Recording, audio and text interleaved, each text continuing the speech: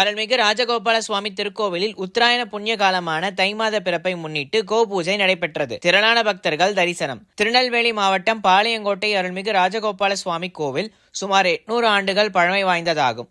இங்கு மூலவர் வேதவள்ளி குமுதவள்ளி சமேத ஸ்ரீ வேதநாராயண பெருமாள் அமர்ந்த திருக்கோலத்திலும், மூலவர் விமானத்தில் ஸ்ரீதேவி பூமிதேவி சமேத ஸ்ரீ அழகிய மன்னார் நின்ற திருக்கோலத்திலும், உற்சவர் ருக்மிணி சத்யபாமா சமேத ஸ்ரீ ராஜகோபால சுவாமி என 3 திருக்கோலங்களில் அருள்பாலித்து வருகின்றார். இந்த திருக்கோயிலில் ஆண்டுதோறும் பல்வேறு உற்சவங்கள் நடைபெற்று வருகின்றன. சூரிய பகவான் மகர ராசிக்குள் பிரவேசிப்பதை மகர சங்கிரமணம் தினம் என்று அழைக்கின்றனர்.